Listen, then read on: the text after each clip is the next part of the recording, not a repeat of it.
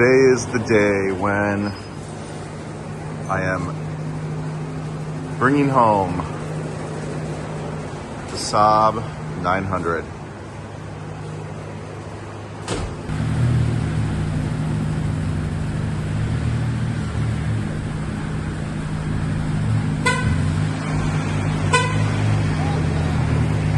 Well, I guess we know the horn works. Can you make the turn?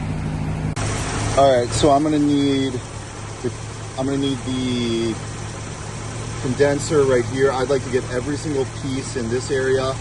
I'm gonna need the mounting bracket for the AC compressor. I'm gonna need the tensioner for the AC compressor. Okay, so I wanna replace this. There's a cover over here. I want this entire assembly. I need the bracket. I need the tensioner, and that should be pretty good. All right, now is the time when we actually, fuel level sender is wacky.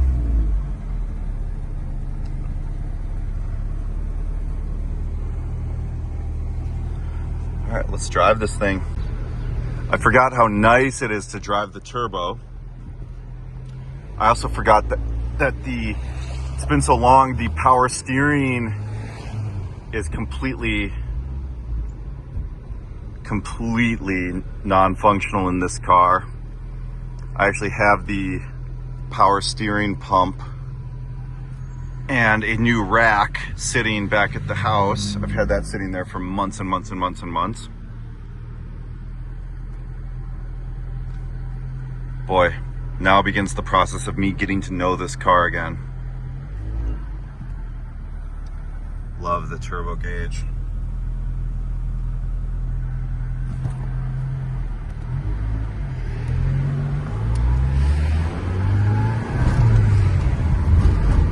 It's incredible how differently it drives than the naturally aspirated car. Oh my God, it's just like a dream come true. Oh, it's so much more powerful. Oh, we've got a brake. Boy, I don't have quite the boost on the brakes that I would think I would have. Listen to that turbo. Beautiful. Bringing this car home is just the first step. It's like bringing home a new baby from the hospital. It's a journey of discovery. You know, there's a year worth of little odds and ends to make this thing into the car that I want it to be. And the car that I want it to be, and the car that it will be, is one of the finest Saab 900 turbos in the entire United States. That's what this car has the potential to be at this point.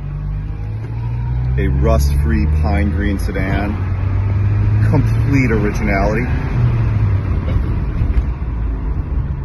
Gotta get the AC back on to begin with. Why does everybody take the AC off? Here we are at our beautiful Milwaukee Public Market. God, this turbo is everything. This turbo is to die for. It is so profound when you drive the naturally aspirated car and then you drive this turbo. This car had so many rust problems when I got it, which I, at massive expense, have cured. But by the same token, I can tell that the previous owners loved this car. It's well maintained. It runs. Everything is like there and working, other than of course the power steering. But yeah, it's there. It was cared for. It got the love that it needed. All right, we're gonna get on the highway. Let's let the turbo go a little bit and let's see what happens. Second gear.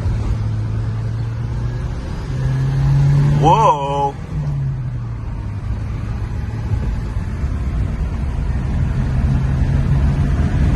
Oh man, does it boost. got to tighten things up in the handling department a little bit here.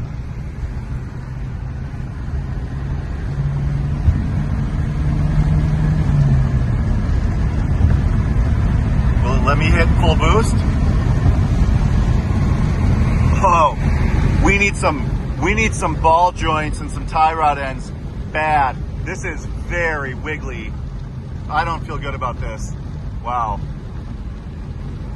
Yeah, we need some tie rod ends in a bad way here.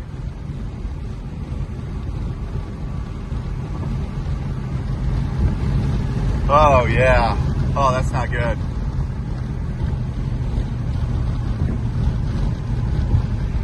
Well, we're gonna go through the whole suspension. We got these power windows.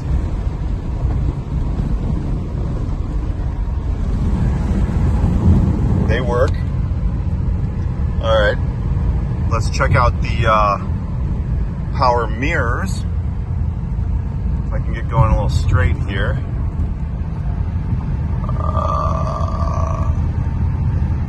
The power mirrors work on the left side. Let's see the power mirror on the other side. It also works. Incredible.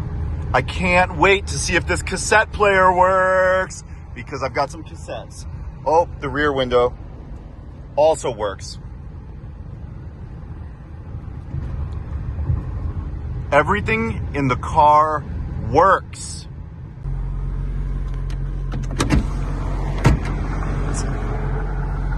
Everything works in this car. To the people that have told me that Saab is a nothing car, to the people that have said, oh, Joe, these Saab isn't worth anything. Saab isn't worth collecting. This car will never be worth anything. I'm gonna prove you wrong. This car is a great car, and this car is gonna go up in value. There are not many where this one comes from at all. At all. What is this? Different knob for the radio. This is the original radio knob just sitting in here. Whereas somehow this chrome one got put on there. You notice how this dash has only the slightest cracks on it? This is gonna be a museum quality Saab 900 turbo.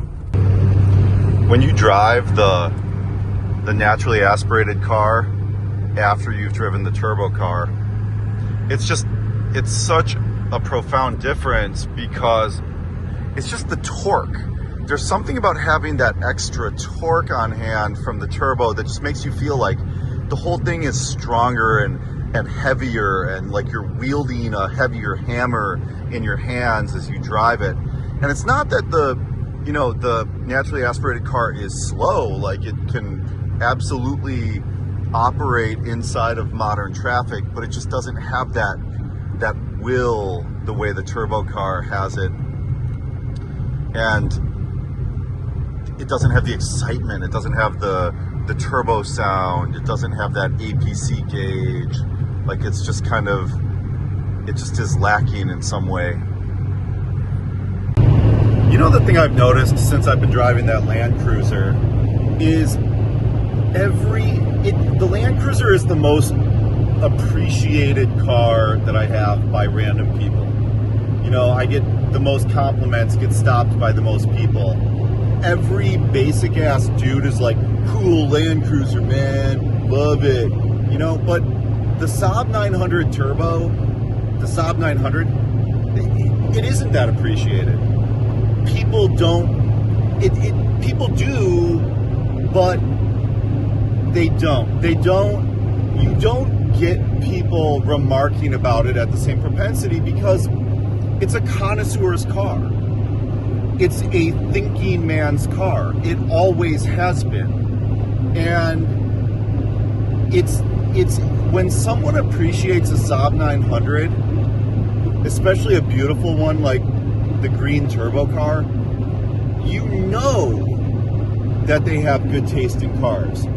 They're not just like, I'm a dude and I like to drive stuff and I like trucks, right? Like, it's someone who appreciates a company that was out there trying to design something actively trying to design something different, actively trying to take a different approach than other car manufacturers, and producing something remarkable and wonderful to drive.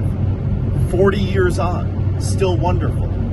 But it isn't. And so the question becomes, are collectors ever going to really appreciate the Saab 900? Like, will the Saab 900 ever gain value the way some other cars have? Like, I feel the Volvo 240 has.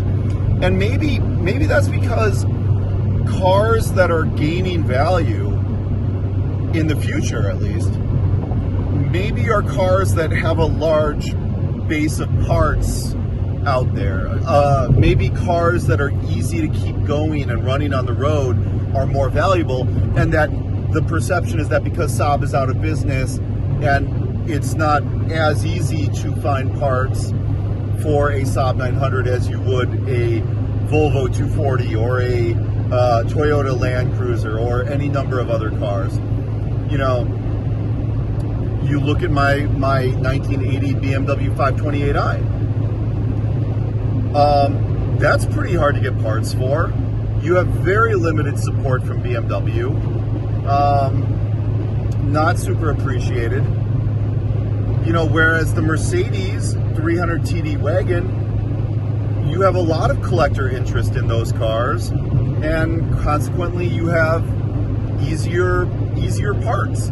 So maybe the litmus test for is a car valuable on paper, it's almost like the less rare it is, the more valuable it is.